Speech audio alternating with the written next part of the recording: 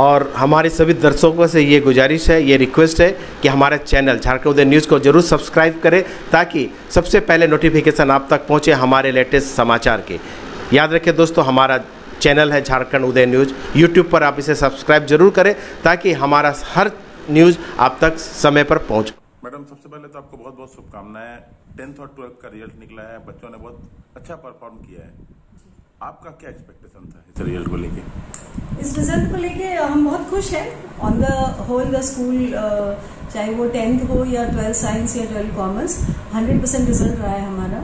और बेहतर हो सकता था, लेकिन फिर भी बच्चों ने बहुत मेहनत करी है और उनका जो प्रयास रहा है एक अचीवमेंट की तरफ, एक बेंचमार्क को अचीव करने का, वो सराहनीय है।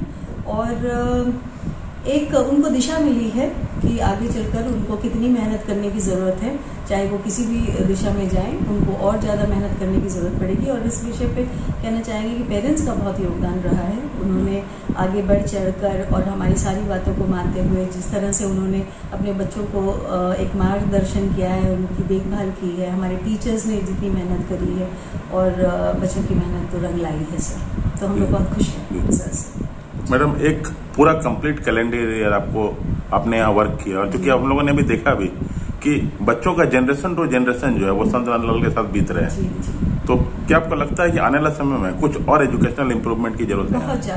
बहुत ज़्यादा इम्प्रूवमेंट हम लोग देख रहे हैं आगे। सीबीएसई भी बहुत मेहनत कर रहा है, नई नई चीज़ों को लेकर आ रहा है, इनोवेटिव आइडियाज़ लेकर आ रहा है। और आने वाले दिनों में हम लोग स्किल के ऊपर सीबीएसई हम लोगों को काम करने को कह रहा है। तो स्किल हब तैयार हो रहे हैं, हमारे इनोवेटिव अम्बेसडर्स तैयार हो रहे हैं, हेल्थ एंड वेलनेस अम्बेसडर्स तैयार। तो जो भी एक स्किल चाहिए आगे जीवन में आगे बढ़ने के लिए, क्योंकि आप समझते हैं कि सिर्फ किताबी बातों के ज्ञान से नहीं होगा, हमको स्किल को लाना ही होगा स्कूल में। और उस दिशा पे भी हम लोग काम कर रहे हैं और प्रयास कर रहे हैं कि हर बच्चा एक मुकाम तय करे जहां वो एक सेल्फ सफिशिएंट इंडिविजुअल के रूप में आगे बढ़े। न्यू एजुकेशन पॉलिसी भी शुरुआत हो चुकी है जी। तो आपको क्या लग रहा है कितना कारगर होगा इस सिनेरियो में new education policy? New education policy हमारे सारी बेस बन रहा है। तो जो भी हमारे, चाहे वो बाल वाटिका हो या हमारे 6 to 8 सेगमेंट हो, 9-10 के सेगमेंट है, 11-12 के सेगमेंट है, तो हर जगह हम लोगों का जो हमारी एजुकेशन ट्रांजैक्शन की जो प्रणाली है और एनईपी के थ्रू जो हम लोग कर रहे हैं, प्रोजेक्ट बेस्ड लर्निंग कर रहे हैं, स्किल बेस्ड कर रहे हैं, असेसमेंट के ऊपर काम कर रहे हैं, और सबसे ज़्यादा काम कर रहे हैं हम लोग फाउंडेशन स्टेज के ऊपर। तो फाउंडेशन स्टेज के ऊपर ये तो 12th के रिजल्ट बहुत दर्शाई जाती है और बड़े पैमाने पे होता है, और एक सीबीएसई इसको ऑर्गेनाइज करता है, तो वहाँ हमें दिखाई पड़ता है। तो लेकिन ये जो हमारे जो फाउंडेशन स्टेज के हैं, जो बाल वाटिका में जो असेसमेंट्स होने हैं, उनका किस तरह से हमें आगे लेकर जाना है, तो जो बेस तैयारी है वो बहुत दृढ़ है। और सीबीएसई के साथ हम जुड़े हुए हैं और उनकी सारी जितने भी रूल्स रेगुलेशंस आ रहे हैं वो एनईपी पे बेस्ड आ रहे हैं, और हम लोग कोशिश कर रहे हैं कि हम उन पे खरे उतरें। काफी नए नेशनल और इंटरनेशनल रिकॉग्निशन हाल फिलहाल आपके स्कूल को मिले हैं, तो ये कितना इम्प्रूव करेगा? अब हमारे बच्चे जिस तरह की तैयारी हो रही है, चाहे वो ओलंपियाड के थ्रू हो, चाहे वो इसरो में जाना हो। मैं आपको बताऊं कि पिछले साल हमारी एक बच्ची मेघा शर्मा गई थी, इस साल हमारे 3 बच्चे इसरो के लिए रवाना हुए हैं। तो कहने का मतलब है कि जितनी भी इंटरनेशनल लेवल की भी जो ओलंपियाड्स है वहां पर वो अपनी दिशा लगा रहे हैं। तो एक अवेयरनेस लोगों के बीच में फैल रहा है कि हमें अपने आप को कहीं ना कहीं प्लेस करना है। तो ये जो मेहनत वो कर रहे हैं, तो जब तक अवेयरनेस नहीं होगा हम लोगों को कि हमारे लिए क्या उपलब्ध है और हम कहाँ अपॉर्चुनिटी उनको दे सकते हैं, तो ये स्कूल है जो उनको अपॉर्चुनिटी का प्लेटफॉर्म्स देता है जहाँ वो अपने जो भी टैलेंट है उसको दर्शा पाते हैं। और हम बहुत खुश हैं और हमारा पूरा स्कूल का परिवार इस बात से बहुत गर्वान्वित है कि बच्चे उस मुकाम तक पहुँच रहे हैं। और जो करंट कैलेंडर ईयर जो चल रहे हैं, इसमें क्या कुछ नया होगा संत नंदलाल? संत नंदलाल में हम लोग इस बार हमने अपने स्कूल के लिए, वैसे तो बहुत सारी चीजें हैं जो हमें करना है, लेकिन हम लोगों ने स्कूल में इसको इनोवेशन ईयर की तरह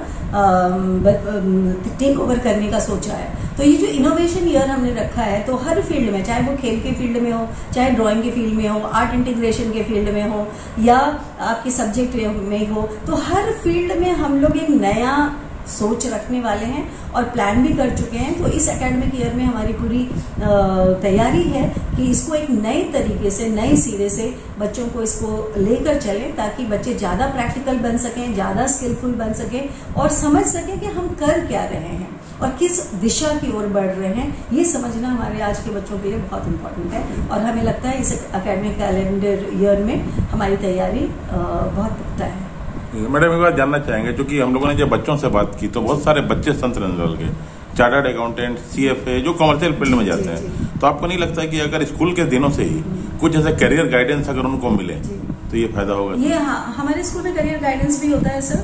आए दिन हम लोग जो हम अब सर ये स्कूल आप बहुत अच्छे दिन आए हैं कि आज हमारा जो है वो एनुअल डे भी है। एनुअल डे का मतलब है फीता काटा गया था उसको आज के दिन ही। तो ये फाउंडेशन ये जो एनुअल डे है हमारा, तो ये 38th एनुअल डे की तरफ हम बढ़ रहे हैं। तो 38 इयर्स हो गए हैं। अब तो एक जनरेशन क्या 3 जनरेशन के लोग जो हैं हमसे जुड़ चुके हैं। तो वो जहाँ जहाँ बड़े बड़े मुकाम पे पहुंचे हैं वो आते हैं, बच्चों के साथ रहते हैं, उनके साथ काम करते हैं, उनको सिखाते हैं।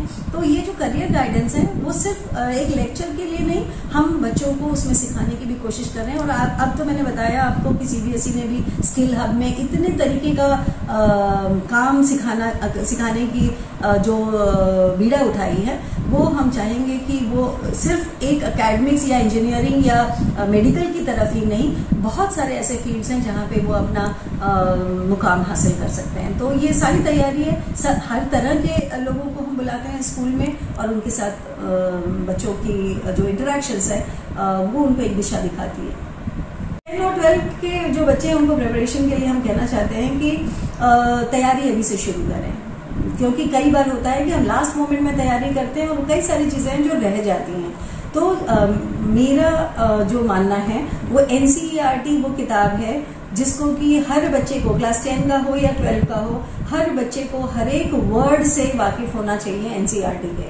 और तब अगर उसके ऊपर एक छोटा सा नॉलेज होता है और उस नॉलेज को के ऊपर ही नए नए नॉलेज को रखा जाता है, तो बेस लाइन जो है वो हमारा NCERT ही है। और NCERT पढ़ें, अच्छी तरह पढ़ें, समझें, प्रैक्टिस करें और उससे क्या होगा कि और बाकी चीजों पे भी इन्वॉल्वमेंट रहे उनका कि और क्या दिशाएं हैं अपने, जैसे आपने बताया कि और क्या हम करें, खेल में रुचि रखें, स्किल हब में करें, पढ़ें। जितना रीडिंग हैबिट जो मोबाइल की दुनिया से निकल के, अब मोबाइल में भी पॉजिटिव और नेगेटिव है, तो आप देखेंगे कि अगर मोबाइल को अगर हम एक तो स्क्रॉल करते रहते हैं, उससे जो हमारा टाइम वेस्टेज है, स्क्रीन टाइम अगर हम कम कर सकें उससे और पढ़ाई की तरफ हम बढ़ें। जैसे बहुत सारे ऐसे टॉपिक्स हैं जो टीचर ने बताया क्लास में हम नहीं समझ पाए, अपने फ्रेंड से सीखा। पीयर एजुकेशन हम लोगों ने लॉन्च किया है, जहाँ एक फ्रेंड जो है वो दूसरे फ्रेंड को सिखाता है। बड़ी सिस्टम हम लोगों ने डेवलप करा हुआ है। तो एक अभी से छोटे छोटे स्टेप्स को अगर हम लेकर चलेंगे तो बाय